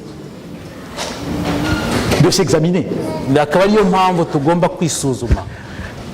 Examiner parce que Paul nous dit certains ont l'apparence de la piété. ye aratubwira ati twisube kugira ngo hataba hari ukwishushanya ko kwizera. Alors, expliquons ça de manière très humoristique. reka dushobora gusobanura ibyo bintu mu buryo busekeje. Du café décaféiné. ukanywa ikawa, kunywa ikawa ariko ikawa bakuyemo ubusharire bw'ikawa. Du thé déthéiné. noneho ukanywa icyayi bavanyemo ubusharire cyangwa ubumara bw'icyayi. De l'alcool, du vin désalcoolisé. noneho ukanywa divaya cyangwa inzoga bakuyemo ubuyoga bwayo. De la viande végétale. noneho ugafata inyama zitari inyama ziva mu bimera. L'industrie peut faire tout ça. inganda zishobora gukora ibyo byose. Ce café a la couleur du café. kubera ko iyo kafe isa iyo kawa isa n'ikawa Le goût nyakawa du café. kandi ifite uburyohe bw'ikawa. Sauf pour les vrais spécialistes du café qui le sentent tout de suite. ibyo bimenywa cyangwa bigasobanukirwa n'abantu bazobereye mu by'ikawa ko bumva ko atari ikawa y'ukuri. Mais c'est du faux. ariko uko byagenda kose Alors ntabwo pourquoi ari byo. pas un christianisme déchristianisé? nitwe gufata ubukristo bwavuyemo ubukristo. Une religion sans Dieu.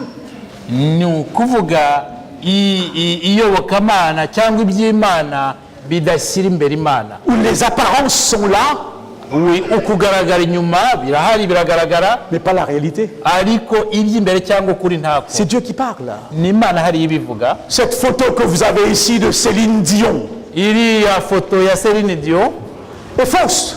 ntabwo ariyo. Dans les musées, vous pouvez trouver justement des reproductions, plâtrage plastique. mu nzu z'indangamuco mushobora gusangamo abantu cyangwa amafoto y'abantu yakozwe atari. Vous avez un tel musée en Belgique, vous l'avez en Angleterre, en France, je ne sais pas si vous l'avez en Belgique. Izo nzu z'indangamuco zirahari mu Faransa, mu Bwongereza, nta n'indi birahari. L'expérience spirituelle. Kubana n'Imana. Une histoire qui va vous faire rire. Je vais terminer dans quelques minutes. Ndereka nze ndarangiza mu kanya. Je remercie Dieu de ce qu'il me donne la voix. Nshimira Imana impaye ijwi. Ceux de ma génération connaissent Fernandel. Abari mu myaka yanjye bazi Fernandel. Bazi Fernandel. C'est un des acteurs les plus comiques que la France ait produit. Ni umukinnyi wa filime wo mu Bufaransa uzwi cyane. Je pense que vous avez entendu parler de Fernandel. Namwe ndibwira ko mwumvise ko bavuga witwa Fernandez. Si vous Fernandel. Si vous voulez prêcher ou séculariser, il faudra connaître un peu leur histoire. Yiba rero mushaka kubwiriza aho muri gihe cya none mugomba kumenya Fernandel, il est mort bien sûr. Fernandel yarapfuye. Il a un visage qui vous fait rire. Afite ishusho ituma isetsa. Il a une tronche, lorsqu'on le regarde, on éclate de rire. Iyo ubonye uko asa uraseka. J'ai lu sa biographie. Nasomye ubuzima bwe. Il raconte comment un jour il entre dans une église. Avugamo uko umunsi umwe yagiye mu rusengero. Tout le monde se retourne et le regarde et commence à rire. Noneho abari bari muri urwo rusengero baramureba, murebye batangira guseka. Et le prêtre ne peut plus continuer. Noneho uwabwirizaga ntiyashoboye gukomeza. Et depuis ce moment-là, Fernandel n'a plus été à l'église. Noneho kuva icyo gihe bamuseka, Fernandel ntiyongeye gusubira mu rusengero. Parce que son visage dérangeait tout le monde. Kubera ko uko yasaga byahungabanyaga abantu. Alors Fernandel un jour ouvre un journal. Noneho umunsi umwe Fernandel afata ikinyamakuru agifungura. Et il voit un quiz. Il voit un quiz. Quiz, c'est un nom. Abona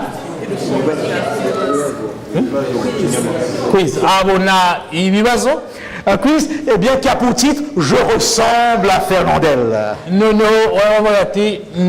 Fernandel. Il faut juste envoyer 3 photos. Il envoie 3 photos. Après 15 jours, il a les résultats. Et vous savez, il sort 3e. Vous avez saisi? Il y avait 3 personnes qui ressemblaient plus à Fernandel que Fernandel. Murumva uwo ngo yafashe amashusho, akora amashusho 3, amafoto 3 arayohereza asa n'uwo Fernandel. Noneho ayo mafoto ahagera we nyakuri yaje ari uwa 3 inyuma y'abandi.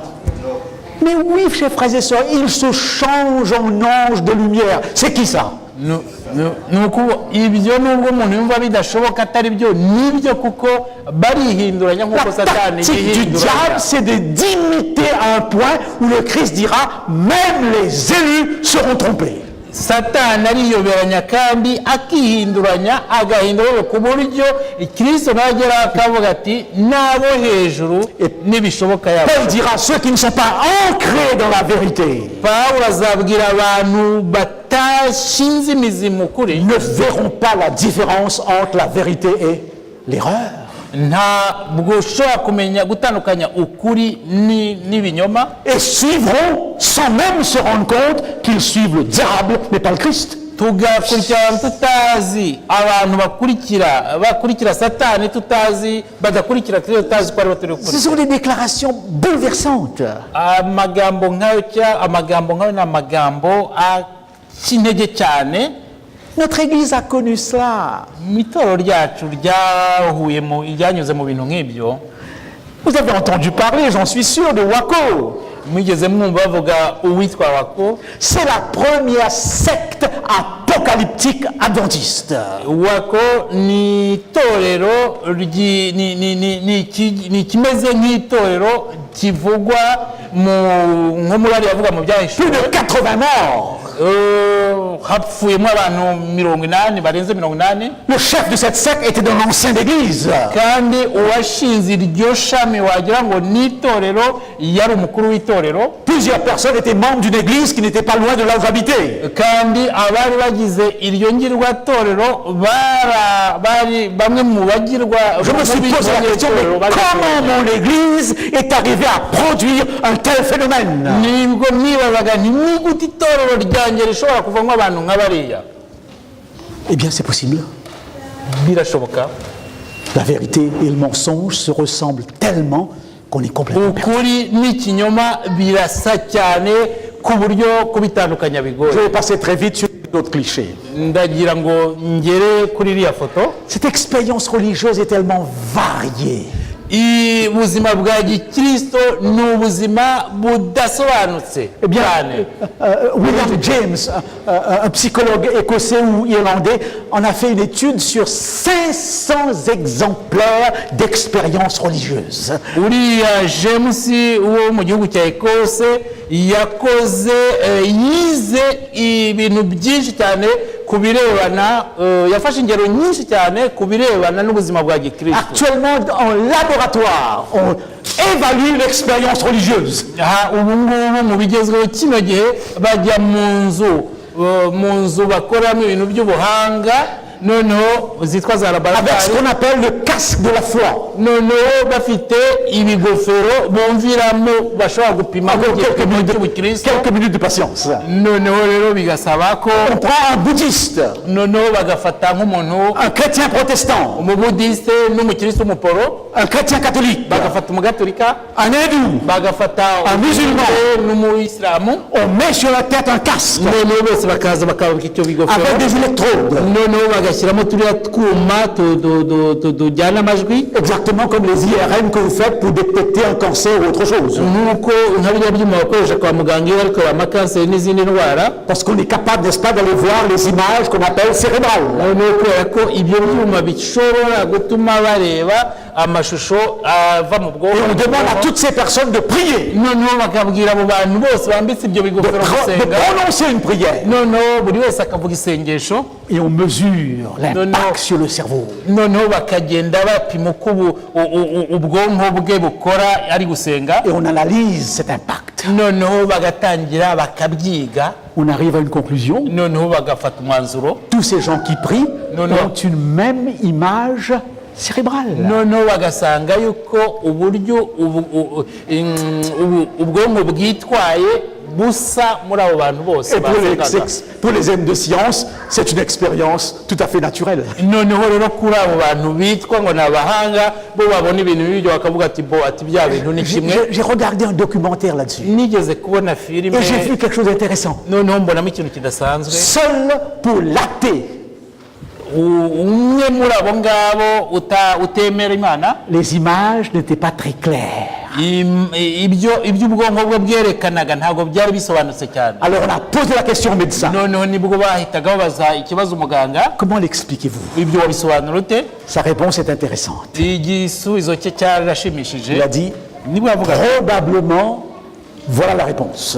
ati nkeka ko igisubizo ari iki, Toutes les autres priaient sincèrement. abandi bose basengaga umutima wabo harimo ukuri, basenga babivanye ku mutima, Sauf l'athée qui faisait semblant de prier. ati usibye uri utemera imana umuhakanamana wakoraga nk'aho ari gusenga kandi atari gusenga Ça by'ukuri. permet de comprendre que le cerveau est capable de montrer l'hypocrisie et la sincérité. ibi bigatuma mvuga ko ubwonko bushobora kwerekana umuntu ubeshya n'uvugisha Mais on ne peut ukuri. pas se baser uniquement là-dessus pour parler de l'expérience religieuse. ariko ntabwo twahera kuri ibi gusa Mais ça me fait réfléchir. ubuzima bwo kubana n'imana, Parce que vous- ariko bituma ntekereza, Parce que dans les journaux, on dit toutes les religions sont les mêmes. kuko rimwe bageraho bakavuga ngo amadini yose cyangwa amatorero yose ni namwe, Tous les dieux sont les mêmes. imana zose ni imwe, ni zimwe. Posez-vous la question. mwibaze icyo kibazo. Le Dieu musulman est unitaire. imana y'abayisilamu ni imana imwe, Le Dieu chrétien est trinitaire. noneho ariko iy'abakristo iri mu buryo ni ubumana butatu. Est-ce que c'est la même expérience? ese murumva ari ibintu bimwe? Si c'est la même expérience, il y a un problème quelque part. ni ukuvuga niba tubonye ko ibyo bintu byose bisa ari kimwe uba ko hari ikibazo aha. Pourquoi ce Dieu qui se révèle unitairement à un groupe, trinitairement à un autre? iyo mana yiyerekana mu itorero rimwe ikayerekana ari imana itagira abandi bakorana mu rindi torero ikiyerekana ari ububana butatu. Je vous invite à poursuivre votre réflexion. Je ne m'arrêterai pas sur l'explication philosophique de l'expérience et je termine avec cet élément extrêmement important pour moi. ndagira ngo turebe biriya. J'ai fait une différence avec vous sur l'expérience déductive.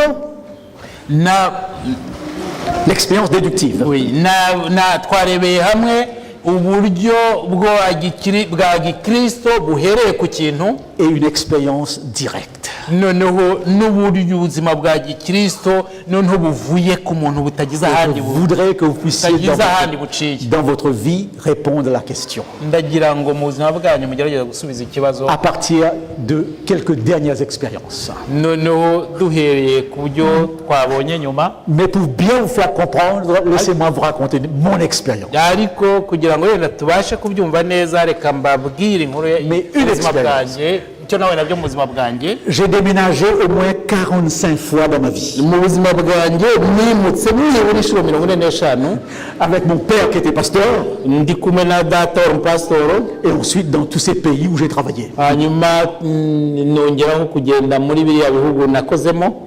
Lorsque j'ai déménagé à Collonges, igihe nagiye Collonges mu Bufaransa, je ne sais pas si Yves était déjà là à ce moment-là. sinzi niba Yves yari ahari icyo gihe. Le camion est arrivé un jour où il neigeait beaucoup. ikamyo yaje mu gihe hari neige, hari cyane, hari neige nyinshi cyane. Ceux qui sont allés à Collonges savent qu'il y a un espace où il y avait un jardin, donc qui est un peu dans une cavité. abageze i Collonges bazi ko hari ubusitani buri aho ngaho ubona ugomba gusa nk'ugiye mu mwobo. Le camion est tombé dedans. noneho iyo kamyo yarije igwamo. Et le container a roulé. noneho rero ikiriya yari ihetse kirahirima. Ça a pris une journée pour le sortir. kugira ngo ariya makarisori kiriya cy'amakarisori gisohokemo byafashe umunsi wose. Les déménageurs noneho abari baje kunyimura ont pris carton par carton pour les emmener à la maison. noneho abagomba kunyimura barapakurura igikarito ku yindi babijyane aho nagomba gutura. Croyez-le ou pas.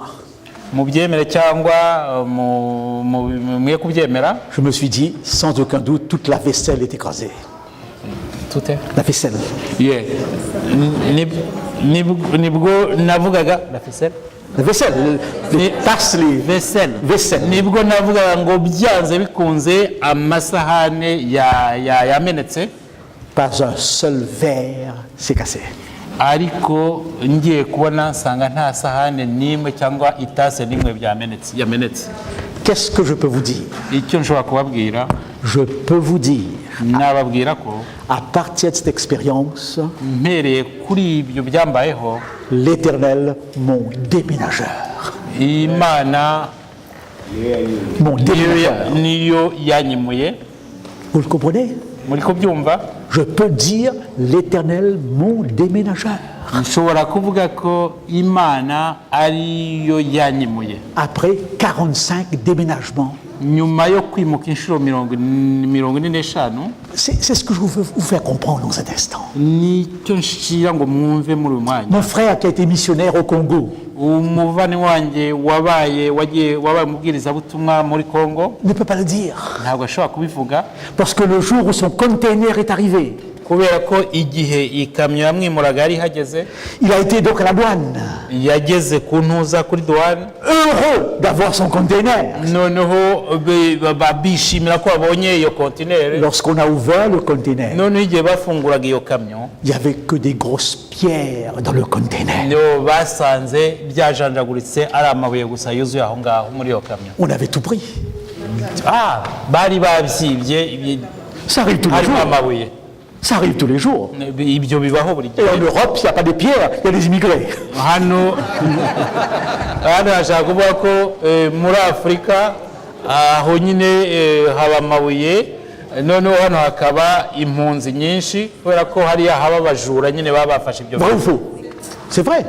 Et pourtant, il a aussi prié comme j'ai prié. ariko nanone kandi nk'uko nari nasenze ibyanjye ntibimeneke nawe Mais yasenze, l'expérience n'a pas été la même. ariko uko byagenze ntabwo byagenze mu buryo bumwe. N'essayez pas d'uniformiser votre expérience. Mugerageze kuhuza ubuzima bwanyu cyangwa uburyo bwo kubana n'Imana n'ubw'abandi. N'ayez pas l'impression, puisque ça s'est passé comme ça pour vous, ça devrait se passer comme ça pour tout le monde. Ntimwibwire yuko uko byakugendekeye bishobora kuzagendekera n'undi La kuri. Bible ne dit pas ça. La Bible ne dit pas ça. Bibiliya ntabwo ibivuga. Alors, Abraham, Aburahamu dans cette histoire, il va offrir son fils en sacrifice. muri iriya nkuru yagiye gutanga umwana we, Il n'a pas la Bible. ntabwo afite Bibiliya, Il n'a pas une parole de Dieu écrite comme nous. ntabwo afite ijambo ry'Imana ryanditswe nk'iri C'est dufite, par expérience qu'il apprend une chose. ahubwo kubana n'Imana byamwigishije ikintu, L'Éternel pourvoira. Imana izishakira igitambo. Lorsque vous dites l'Éternel pourvoira, vous citez un verset. Iyo muvuze ngo Imana izishakira igitambo, muhita muvuga n'umurongo biriho, Il n'y a pas de verset là. ariko hariya kuri Aburahamu nta Il n'y a même pas un livre de référence. nta n'igitabo yabikuragamo, Il y a une expérience vécue directe ahubwo bwari ubuzima bwe ku giti cye yabanyemo n'Imana, qui va être la base de sa foi. kandi bikaba ari byo bizatsindagira kwizera. Moïse, devant le buisson, dira Igihe Mose yari muri Quel est ton nom? Imana imubwira ngo abwire babaza Imana ngo Et Dieu va urinde, lui dire Je m'appelle Je suis. Imana yamubwira ati nduwo ndiwe. Il découvre un aspect de Dieu directement par une expérience. Na Mose nibwo yavumburaga Imana uko Imana iteye ayirebeye ubwe. Josué et Caleb Yosuwa na Kalebu soutiennent les bras de Moïse. nuko baragenda bafata amaboko Ils ya découvrent Mose, un aspect de Dieu. nabo bavumbuye ishusho y'Imana. Dans cette phrase, Muri aya magambo bavuze, l'Éternel ma bannière. Imana niyo bendera ryanjye. Qu'avez-vous découvert Mwebwe mwavumbuye iki? après 5 ans, 10 ans, 15 ans, 20 ans, 40 ans d'expérience de Nyuma Dieu? y'imyaka 5, 10, 20, 40 mubana n'Imana, Qu'avez-vous découvert sur Dieu où vous pouvez dire l'Éternel mon déménageur, l'Éternel eh bien mon réconciliateur, l'Éternel mon thérapeute, l'Éternel mon guérisseur, pas parce que vous l'avez lu dans la Bible, mais parce que ça s'est passé. nyuma y'ubwo buzima bwo kubana n'Imana niki mushobora kuvuga ku Mana? Imana niyinyimura, Imana niyo mukiza, Imana niyo muvuzi wanjye, Imana niyo muganga, Imana ni byose kuri njyewe. Si vous allez au Québec, Mugiye muri Canada, muri Quebec, en descendant de l'aéroport, noneho muvuye ku kibuga vous cy'indege prenez un taxi, ugafata taxi, vous regardez la plaque d'immatriculation noneho ukareba nimero z'imodoka, et vous verrez cette phrase. uzabona ririya jambo Je me souviens. ati ndibuka. Partout au Canada, les différents districts ont une plaque distinctive. Mu nce zose zo muri Canada buri gice gifite interuro itandukanye n'iy'ikindi bandika. Et au Québec, je me souviens. Muri Quebec ho bandika iriya nteruro ivuga ngo ndibuka. Au premier Québécois avec qui je me sentais bien, abaturage bo muri Quebec twuzuraga, je lui ai demandé yaramubajije umwe, de quoi tu dois te souvenir. ati icyo wibuka ni iki? Il m'a dit quelque chose de dommage. Yambwiye ikintu kidashimishije. On doit nous souvenir que les Anglais nous ont maltraités. Ati tugomba kwibuka yuko abongereza baduhohoteye Qu'ils nous ont dominés. kandi baraje baradutegeka. Comme il y a des gens qui se souviennent toujours de l'esclavage, même s'ils n'étaient pas là à ce moment-là. Nk'uko hari abantu bagenda bibuka ukuntu habayeho ubucakara kandi bo batarigeze abacakara. On ne peut pas progresser si on va se souvenir des pages sombres de notre histoire. Ntabwo dushobora gutera imbere igihe cyose duhora twibuka ibintu bibi twabayeho. Il faut pouvoir, comme Dieu, tourner la page. Tugomba kugera mu rwego rwo guhindura tukabirenga. Ma mère était extraordinaire. Je garde un souvenir extraordinaire. Mama yari umuntu udasanzwe, ndamwibuka cyane. Et je pense à cette époque où elle écrivait de longues lettres parce qu'il n'y avait pas d'internet ni d'ordinateur. ndamwibuka yandika buri gihe inzandiko nyinshi icyo gihe kubera ko nta za ordinateri zari ziriho cyangwa internet. Je ne suis pas un fan de l'ordinateur, bien que je sais que c'est important. ntabwo nkunda ordinateri cyane nubwo nzi yuko ari ingenzi. Quand je vois une lettre qu'on m'envoie et que je vois qu'on l'a envoyée à 50 personnes, je ne lis pas. Iyo mbonye nk'inzandiko banyoreje cyangwa iki byose ari nyinshi ntabwo nsoma. En d'autres mots, je suis un parmi 100. mbese muri Je suis un parmi une centaine. nkaba ndi umwe mu bantu benshi bagira nk'ijana La lettre de ma mère, c'était son écriture. ariko inzandiko icyo navuga mu nzandiko za mama ni inyandiko ye. Et s'il y avait une phrase qui revenait souvent, iyo hari ijambo interuro yagarukaga mu byo yandikaga ryazaga buri gihe, c'était la phrase hari iyo nteruro « Souviens-toi ». uzibuke. Elle a tellement de choses à se souvenir. yari afite ibintu byinshi byo kwibuka. De quoi êtes-vous capable dans votre expérience de Dieu de vous souvenir? ni iki mu buzima bwo kubana n'Imana bwawe ugomba kwibuka? S'il y a une chose que vos enfants ne pourront jamais oublier, niba ari ikintu abana banyu batagomba kwibagirwa, ce sont ces expériences que vous avez pu leur raconter. ni ubwo buzima bwanyu bwo kubana n'Imana muzababwira. Peut-être qu'ils ne seront pas croyants, yenda bashobora kutazizera Imana, mais ils se souviendront de votre histoire. ariko nibo bazibuka amateka yawe. C'est pourquoi Dieu disait à Israël, raconte à tes enfants. niyo mpamvu Imana yabwiraga abanyayisirayeli ati uzabarire cyangwa uzabwira abana bawe. L'expérience de Dieu est une expérience où on se souvient. kubana n'Imana ni umubano ngomba kwibuka. Elle est déductive, ibihereye ku kintu, mais si elle reste que déductive, c'est une expérience livresque. ariko niba umubano wanjye n'Imana ukomeje kuba uwo navanye ahantu cyangwa ku kintu, uwo mubano wanjye n'Imana uzaba mu bitabo gusa. Elle devient personnelle lorsque je peux dire l'Éternel, mon déménageur. nizaba umubano wanjye wanjye n'Imana uzaba uwanjye bwite mu buzima bwanjye, nge nzabasha kuvuga ngo Uwiteka niwe unyimura, Uwiteka niwe wankoreye ibi, Uwiteka niwe wankoreye ibitangaza. Merci pour votre attention. ndabashimiye kuba mwanteze amatwi. La grosse majorité n'a pas dormi. La grosse majorité n'a pas dormi. uko nabibonye abantu benshi ntago basinziriye, Et même ceux qui ont dormi, c'est très sympathique. kandi n'abasinziriye nibyo kwihangana. Nous continuerons demain soir ou demain après-midi, je crois. Demain après-midi, n'oubliez pas, c'est demain après-midi, nous continuons avec ce sujet, les réalités de l'expérience de Dieu.